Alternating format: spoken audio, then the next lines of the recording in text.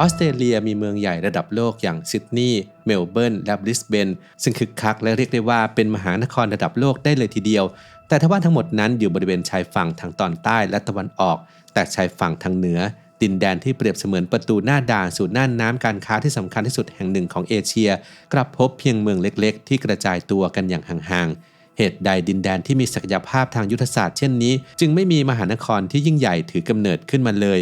มาร่วมไขปริศนานี้ไปพร้อมกันในแดนเหนือที่ว่างเปล่าเหตุผลที่ซ่อนอยู่ในผืนแผ่นดินออสเตรเลียกันครับยกระดับการดูแลสมองไปอีกขั้นขอแนะนำโอเมก้า 3 Norway Ultra แอสตาแซนทีนรุ่นใหม่ที่ผสานแอสตาแซนทีนสารสกัดจากสาหร่ายสีแดงซึ่งเป็นสารต้านอนุมูลอิสระที่ทรงพลังกว่าวิตามินอ e ีถึง100เท่าความพิเศษคือแอสตาแซนทีนสามารถซึมเข้าบำรุงสมองได้โดยตรงเพื่อช่วยปกป้องเซลล์สมองจากความเสื่อมโดยเฉพาะเริ่มดูแลสมองให้เหนือกว่าวันนี้กับ Clarity ศึกษาข้อมูลเพิ่มเติมได้ที่ clarity.asia/abdultubechannel หรือคลิกลิงก์ใต้คลิปได้เลยครับ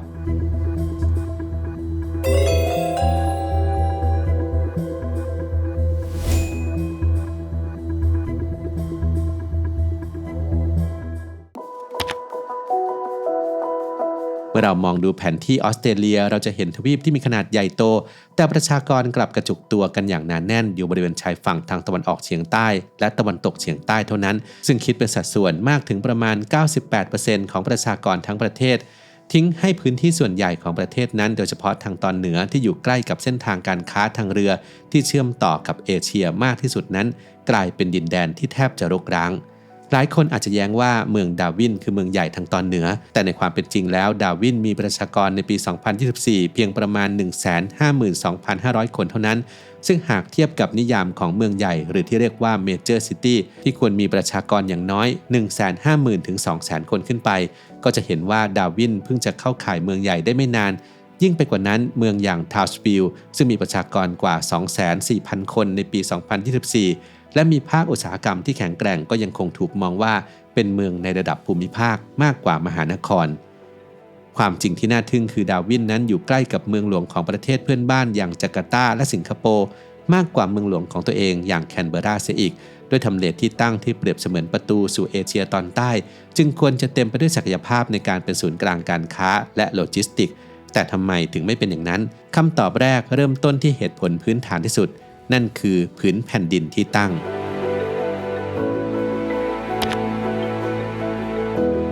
ออสเตรเลียคือทวีปที่ราบเรียบที่สุดในโลกแกนกลางของมันคือดินแดนอันกว้างใหญ่ที่เรียกว่า Outback ซึ่งเป็นพื้นที่ทะเลทรายและทุ่งหญ้ากึ่งแห้งแล้งแต่รอบๆแกนกลางที่โหดร้ายนี้คือพื้นที่ขอบทวีปที่หลากหลายโดยเฉพาะทางตะวันออกที่มีเทือกเขา Great Dividing Range คอยดักจับความชื้นจากมหาสมุทรทำให้เกิดเป็นแนวพื้นที่สีเขียวที่อุดมสมบูรณ์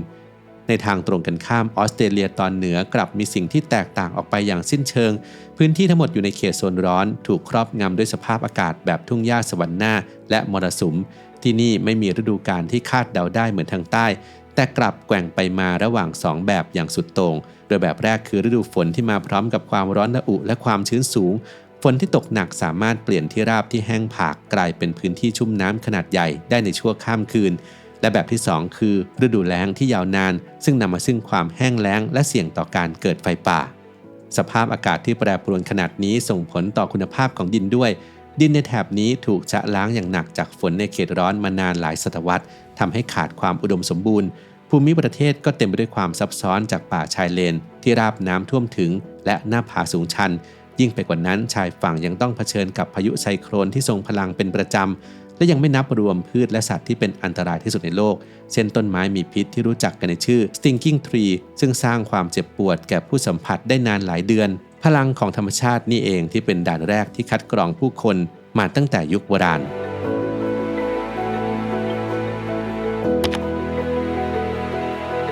ก่อนที่ชาวอังกฤษจะเดินทางมาเยือนยังทวีปแห่งนี้ชาวอบอริจินได้ใช้ชีวิตและปรับตัวเข้ากับสภาพแวดล้อมที่หลากหลายของออสเตรเลียมานานนับหมื่นปีแล้ว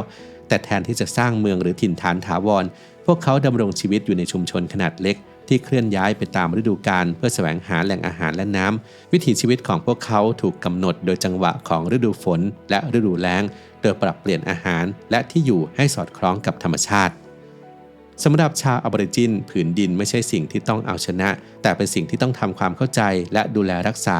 ความสัมพันธ์นี้ถูกถักทอผ่านเรื่องราวในยุคดรีมไทม์และการอพยพตามฤดูกาลด้วยเหตุนี้การตั้งถิ่นฐานของพวกเขาจึงแทบไม่ทิ้งหลักฐานทางกายภาพที่ส่วนใหญ่ชาวยุโรปจะมองว่าเป็นอารยธรรมเอาไว้เลย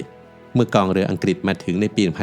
1788 พวกเขานำความเข้าใจเรื่องที่ดินการตั้งถิ่นฐานและการพัฒนาที่แตกต่างอย่างสิ้นเชิงติดตัวมาด้วย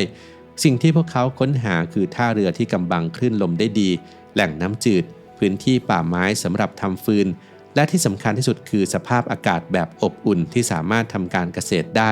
ซึ่งทั้งหมดนี้ชายฝั่งทางตอนเหนือไม่สามารถมอบให้ได้เลยแม้แต่ข้อเดียว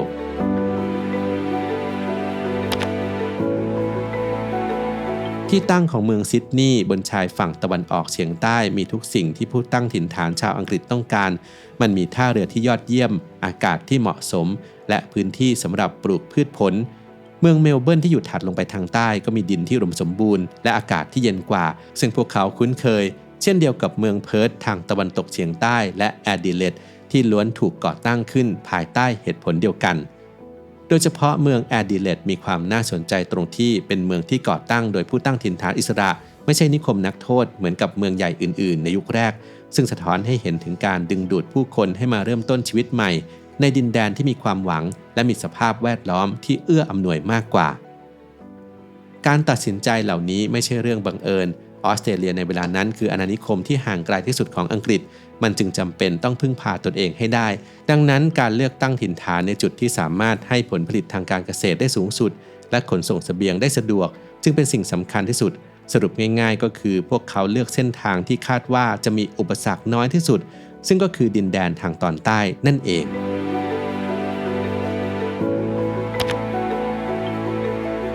แน่นอนว่าชาวอังกฤษก็ปรารถนาที่จะลงหลักปักฐานทั้งตอนเหนือเช่นกันแต่ความพยายามเหล่านั้นกลับไม่เคยราบรื่นมีความพยายามในยุคแรกๆที่จะตั้งถิ่นฐานในสถานที่อย่างพอร์ตเอสซิงตันและรัฟเฟิลเบย์บนชายฝั่งทางเหนือแต่สุดท้ายก็ต้องล้มเหลวไปอย่างน่าเศร้าสาเหตุหลักของความล้มเหลวมาจากปัจจัยเดิมๆที่ไม่เคยเปลี่ยนแปลงนั่นคือความโดดเดี่ยวอย่างสุดขั้วโรคภัยไข้เจ็บที่มากับอากาศร้อนชื้นและสภาพแวดล้อมที่โหดร้ายเกินกว่าที่ชาวยุโรปจะทนทานได้การส่งกำลังเสริมเข้ามาก็เป็นไปอย่างยากลำบากและความหวังที่จะสร้างชุมชนที่ยั่งยืนก็ค่อยๆเลือนหายไปกับความโหดร้ายของธรรมชาติในที่สุดเมืองดาร์วินก็ได้ถือกำเนิดขึ้นและอย่างรากได้สำเร็จแต่มันก็ยังคงสถานะเป็นเพียงด่านหน้าขนาดเล็กคุณค่าของดาร์วินในยุคแรกไม่ได้มาจากพลังทางเศรษฐกิจหรือจำนวนประชากรแต่มาจากบทบาททางการทหารและความใกล้ชิดกับเอเชียมากกว่ามันจึงเป็นเหมือนจุดยุทธศาสตร์บนแผนที่มากกว่าจะเป็นเมืองที่ผู้คนหลั่งไหลไปใช้ชีวิต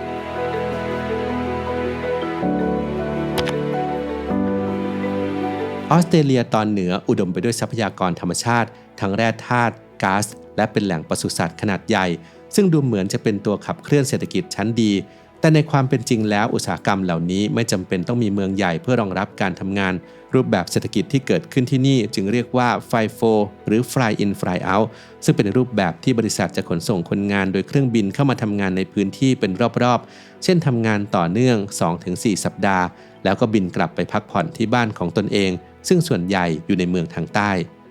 โมเดลเศรษฐกิจแบบไฟโฟนี้ก่อให้เกิดวัฏจักรของเมืองแร่ที่รุ่งเรืองและซบเซาไปตามราคาของสินค้าโภคภัณฑ์ในตลาดโลก